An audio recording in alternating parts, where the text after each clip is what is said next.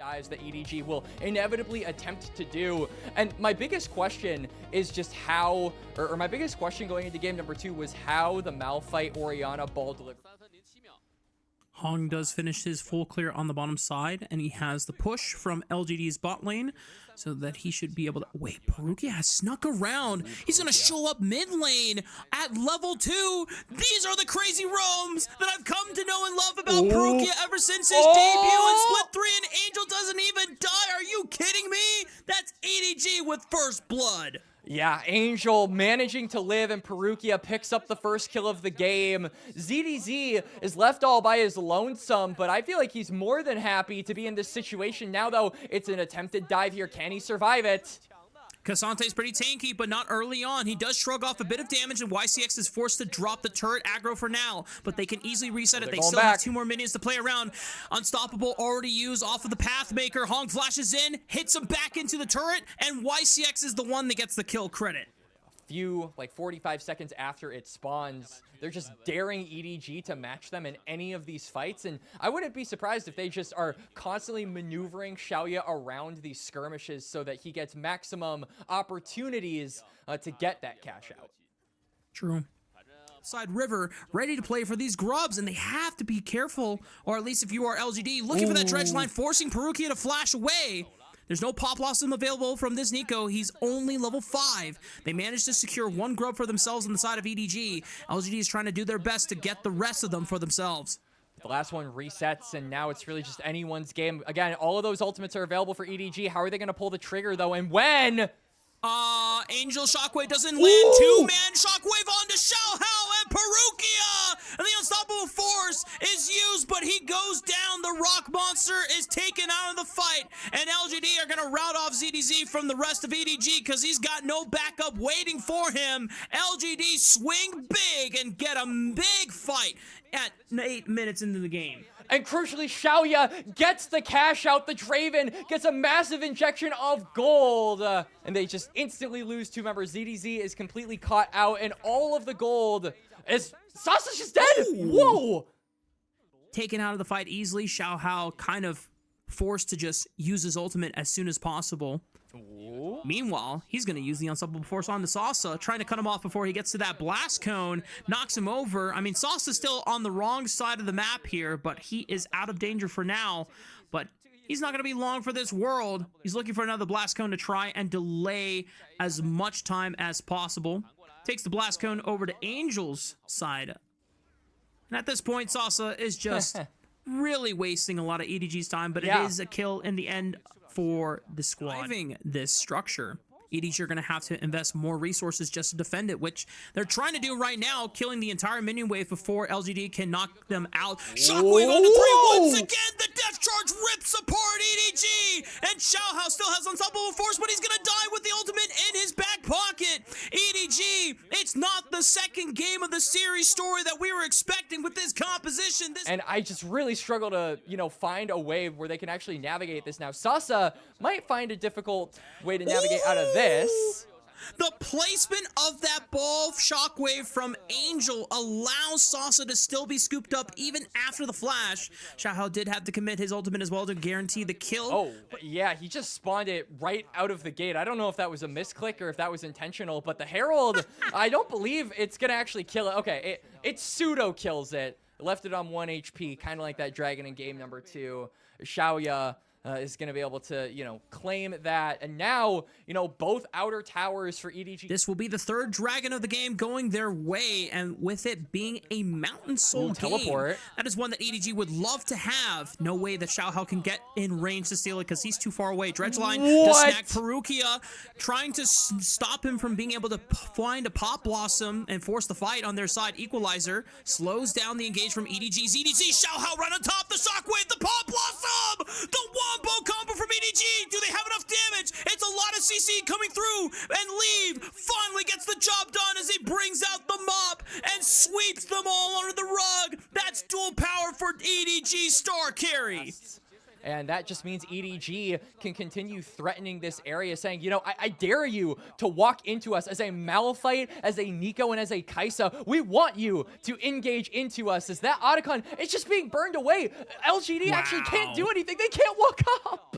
Yeah, LGD, I mean, it would have to rely on YCX to make the engage or be the one to face tank all the damage. Shockwave clips one into Perukia. Equalizer kind of goes wide. Knockoff from the depth charge only hits 2, and EDG just saying, that's 1, 2, 3 tools gone. Tonggyuan does blow up Perukia, so there's no pop blossom available, but Xiaohao is waiting for the right moment to use the unstoppable force. He's down below 50% HP. Has to be careful. The rest of EDG are starting to walk this one back. Leave is starting to channel the recall and to try and deny Mountain Soul away from LGD. The question is, do LGD want to play for it? Do they want to bet their entire game off of this dragon? They can't get into the pit, but they're trying to posture in a way that denies EDG a safe route back to mid lane to see if they can get any meaningful damage onto the tier 2 turret, but the rest of EDG have already circled around to the safety through their jungle, and there's nothing else that LGD can get done. Oh, Shockwave clips him, and that's just easy follow-up for EDG, finding Hong in the middle of the jungle.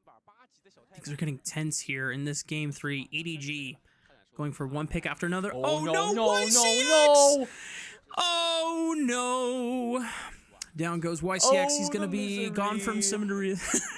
Everybody wants to be my. And Angel with the Shockwave once again, placing it so that even Tonggyuan with the flash still gets clipped by it. Control that they can forcefully establish. Spare the sympathy. Everybody wants to be.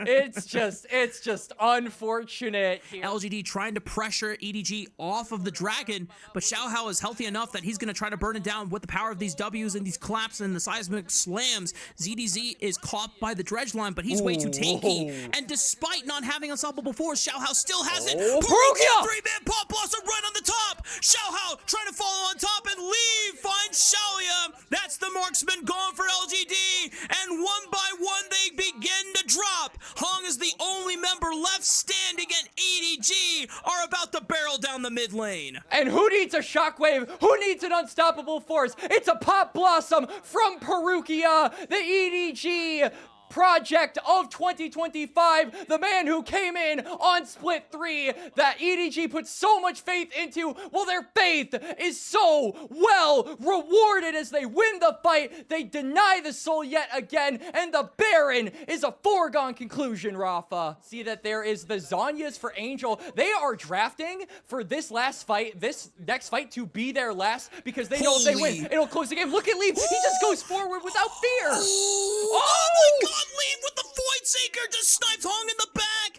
and even the hammer knocked him out of Tonggyuan's own shockwave. Unfortunate, coincidental. I don't even know if that was planned or not, but just not the series of events that LGD were hoping to see, and everything has fallen apart here at 30 minutes for LGD. Meanwhile, EDG are on the victory march, 6,000 gold ahead, pushing through with 2 Baron-empowered cannon minions on their side.